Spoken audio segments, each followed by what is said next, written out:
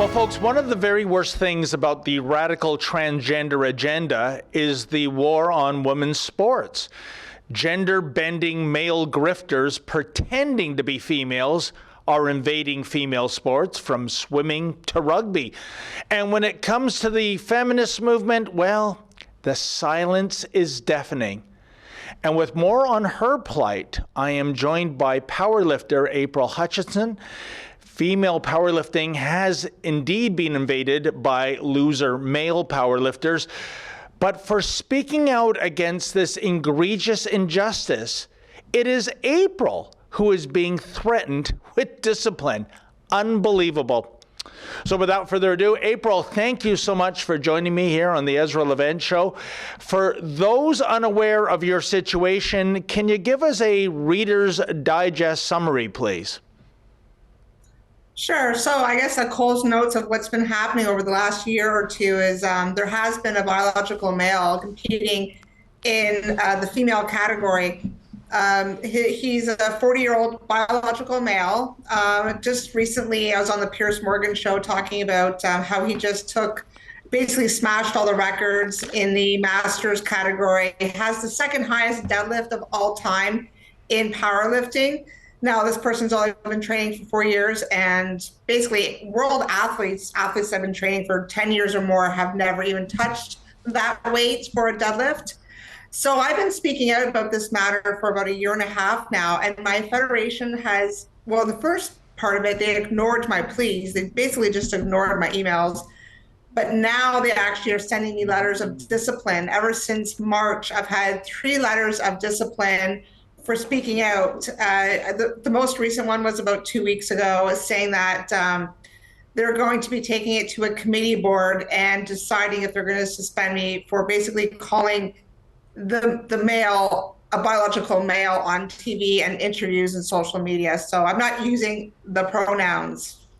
April, this is astonishing. I mean, why is this being tolerated by your federation? I mean, with certain exceptions, I think of auto racing and equestrian, male and female athletes are in separate categories. It is for biological reasons. Males and females are equal, but we're different. Males tend to be stronger, especially in a sport like what you're in terms of upper body strength. I would expect powerlifting is a very macho kind of, realm. And I don't understand why the powers that be want to discipline you for what? Telling the truth, as uncomfortable as it may be? Yeah, well, that's the thing. I was talking to the producer earlier, and I shared some photos with him of first of all, the chair of ethics has a picture posted on her social media saying, "I support trans lifters in powerlifting." This is the person that sent me the letter of discipline. So we're talking about a very, very biased board. I can name at least 5 just off the top of my head who are very pro-trans and very public about it. Another board member has the same picture. They posted it on, Transgender Recognition Day that they support trans lifters in powerlifting. So how am I supposed to win when I'm not even getting a fair trial? Unbelievable. So the bias is there. Let me ask you something. Certainly the Canadian authorities, they're woke, they're hopeless. In terms of, and I have to admit, April, I really don't know that much about the world of powerlifting, but in terms of the international governing body, what is their policy in terms of so-called trans women competing with real women? Yeah, so actually the IPF has been really great to work with. I've been talking with them through all of this, for the last year. The president, chief medical staff, they are actually the ones, because, I was talking to them for probably 6 months, just laying on the pressure. Finally, they wrote my federation and said, you have to align with our transgender policy. Currently, right now, the CPU policy is basically an inclusion policy, meaning you, for example, David, could walk in tomorrow, identify as a female, lift, crush records, do whatever you want, and then the next day you go back to being a man. That is how easy And, it's basically non-existent, the policy. The IPF has a better policy, which is testosterone monitoring. So any transgender athlete must apply first of all and be accepted. Then they have to be monitored a year prior to competing. And then they have to continuously send in medical reports, be monitored to make sure their testosterone is lower than 2.4 nanomoles. Now, is it the perfect policy? No, but it's a way big step ahead of what the policy is now. No, April, I don't think it's a perfect policy at all. I think it's inherently imperfect.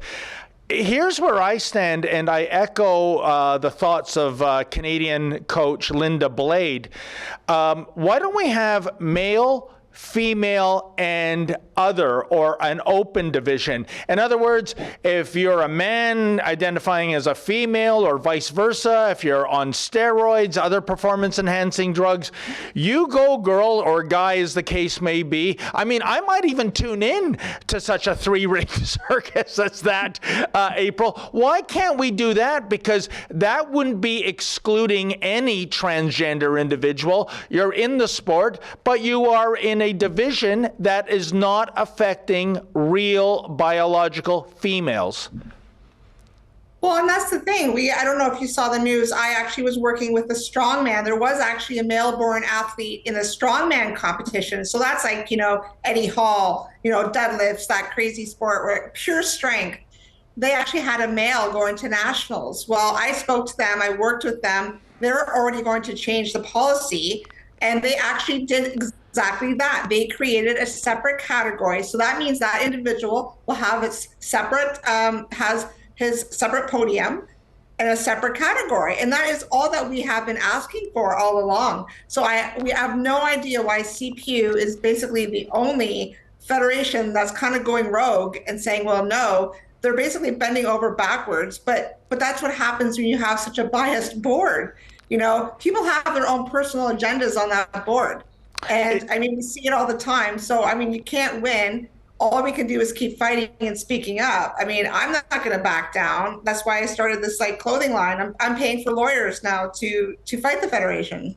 Yeah, it seems that the culture on this board is absolutely rancid. And by the way, maybe we can quickly talk about your clothing line. It's funny, April, I see your sweatshirt says, "Keep female sports female." I was just covering the Region of Waterloo Council meeting just last night, and they actually passed a bylaw. And what it is to prohibit protesters on Region of Waterloo property from wearing T-shirts, from carrying signs, anything that might be deemed offensive to the LGBTQ XYZ spirit unicorn community. So in other words, if you can imagine, April, that sweatshirt, if you were to wear it on a Region of Waterloo public property, you're facing a trespass notice and a $250 fine in case some member of the Rainbow Mafia finds that offensive. What do you think about that? Okay, so actually, I've thought about wearing this actually to competitions. I do wear it in public. I actually get a lot of high fives. I don't actually get any backlash. But if I wear this somewhere and they say it's offensive, first of all, it's open for interpretation. So people could read this sweatshirt any way they want. But if they find this offensive, then I could basically come back with them and say, well, then your rainbow flag is offensive to me. So there we go. I take my sweatshirt off, you take your flag down, because your flag is about sexual orientation. So, that upsets me. So. Oh, April, you're dreaming in Technicolor, I'm afraid, if you think this is a two-way street. That's not how it works, my friend. But tell me how, in terms of our viewers getting a hold of your merchandise, which is superb, and the money is going to a good cause, namely contributing to your legal fees for doing the right thing against what I consider to be a rancid board running your sport, what is the website they would go to? So actually the website, I actually paired up with a local company here in Ontario, which has been great. They're actually not even they're doing everything at cost for me. So any funds that I actually get from the sweatshirts or T-shirts goes directly towards me and my legal fund. For an example, a lawyer letter costs about $4,000 just to Gee. send a letter. So you can see the link in my bio on my Twitter account. It's on my Instagram account. I can't really say what the link is now, but if you go to Hustle Clothing Company, that's the company that's selling the merchandise, or you go to my Twitter or my Instagram, and the link will be in my bio.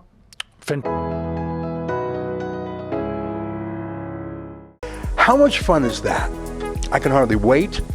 If you like cruising already, well, this is truly something unique. And if you've never been on a cruise ship before, this is the perfect way to start with a group of like-minded rebels from coast to coast. You can find out all the details, including the different cabin prices, at rebelnewscruise.com. I know you're going to look back on it as the vacation of a lifetime. We've reserved a limited number of Rebel News cabins, so book yours today at rebelnewscruise.com. We'll see you there.